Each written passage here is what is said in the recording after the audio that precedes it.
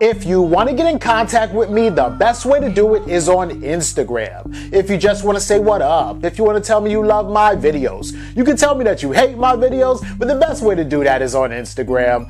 Peace, y'all. Jonny Fastlane here. So, Judge Eaglemeyer denies 6ix9ine's motion to be released from prison early. And Lil Yachty ranks Drake's albums. Plus, Royce the 6ix9ine disses Yelawolf.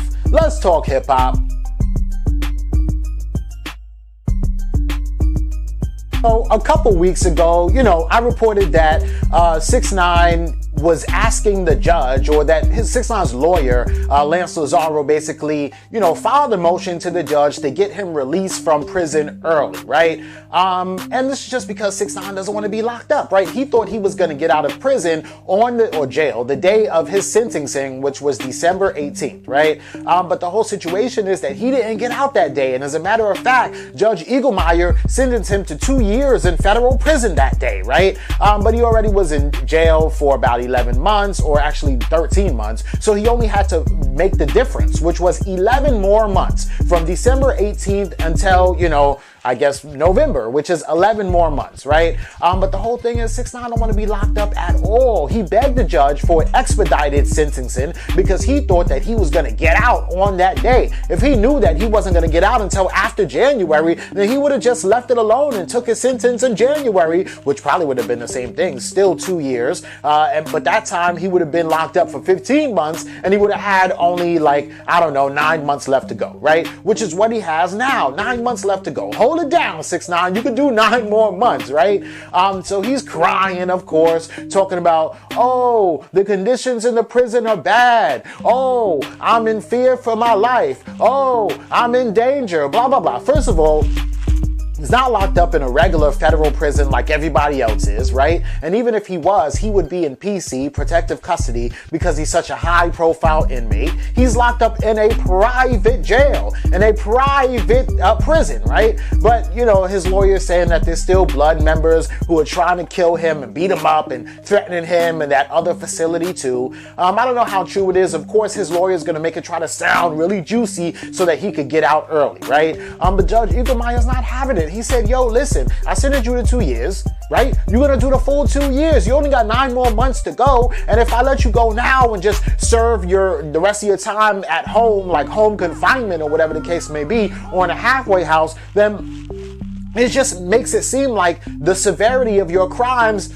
aren't real or true or respected, and I'm not gonna do that, right? So 6ix9ine gotta sit in jail for another 9 months at most, right? At most. He's probably gonna get out a little bit earlier, right? So I guess 6ix9ine's girlfriend Jade, who's been riding with him this whole entire time, was waiting for the judge to respond back to Lance Lazaro's motion of 6ix9ine being asking 6ix9ine to get out of prison earlier. So what she did actually was she went on Instagram and posted up this brand new picture of her and 6ix9ine, right? And in the captions, she says, they kidnapped you. They had sex with the mother of your child. They got caught on the phone trying to kill you, and they're stealing millions of dollars from you. If you snitch for the rest of your life, people will try to kill you for being a rat. If you don't snitch, you're doing 47 years in prison, where they're gonna kill you anyway because they were already talking about it. Sammy the Bull kills 19 people and gets 5 years.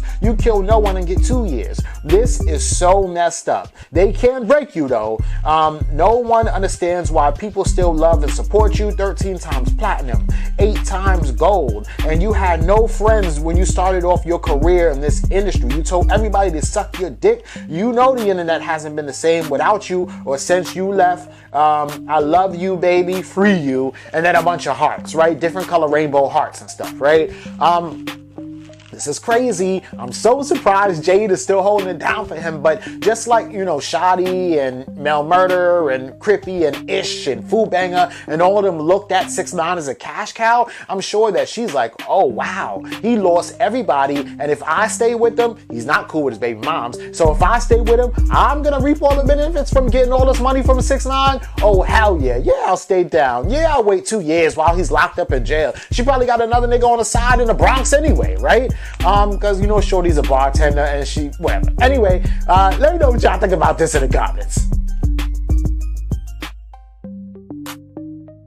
So Lil Yachty, right, is gearing up to drop an album. So he's going to be a whole lot more present on social media, right? And the thing I like about Lil Yachty is the fact that he's not going to be just trying to beef with people for no reason. Like, let me beef with Lil Uzi Vert because I'm Lil Yachty and we're both kind of on the same level. And that'll be good, especially since both of them are coming out with albums this year, right? That actually would be good. But anyway, it wouldn't be good, but it would be smart, right? But regardless, Lil Yachty is not doing that yet, at least. What he's doing is he ranked all Drake's albums and mixtape in order from best to worst, right?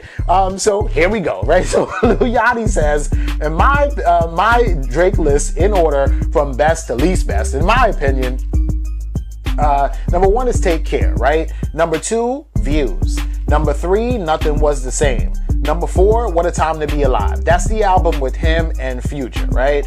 Number 5, Thank Me Later. Number 6 is If You're Reading This, It's Too Late. Number 7, More Life. And number 8, Scorpion, right?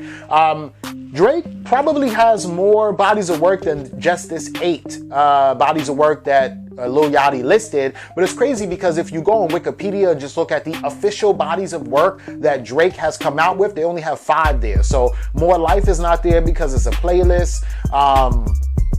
What a Time to Be Alive is not there because it's an album with him and another artist with Future. So we're gonna go off of what Lil Yachty is listing and not what Wikipedia says because they don't really know anything anyway, right?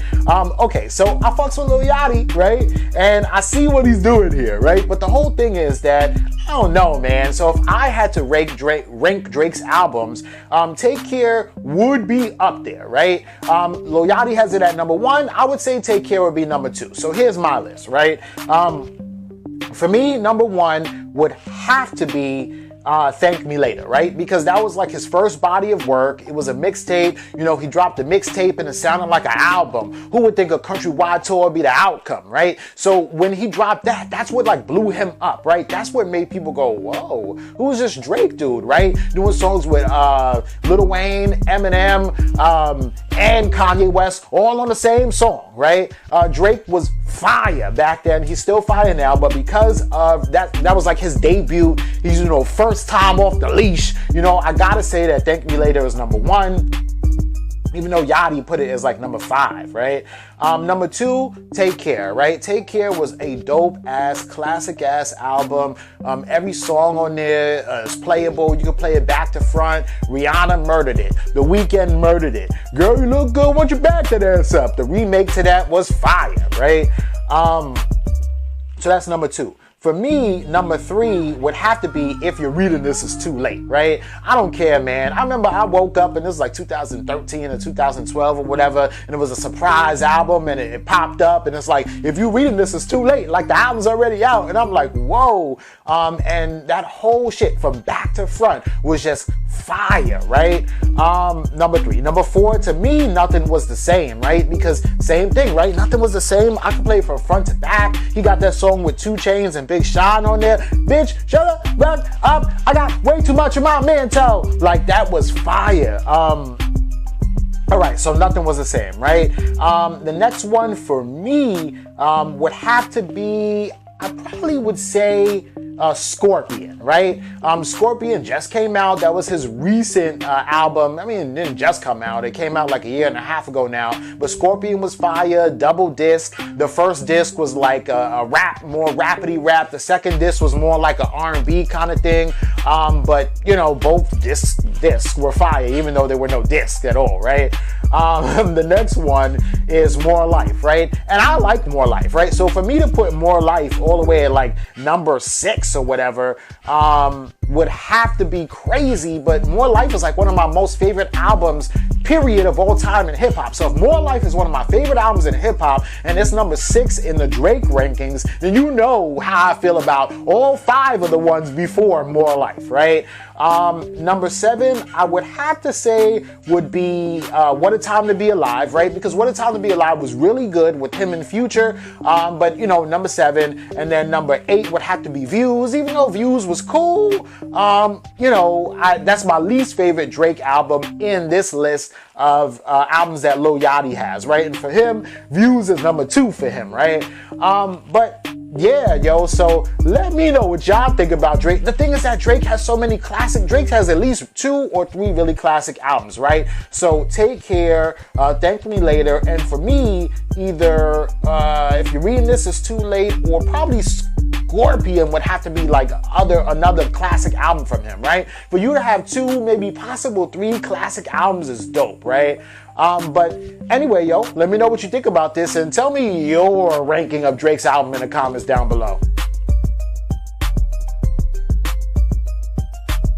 Alright, so a couple days ago, Royce the 6ix9ine drops a new song called Overcomer, right?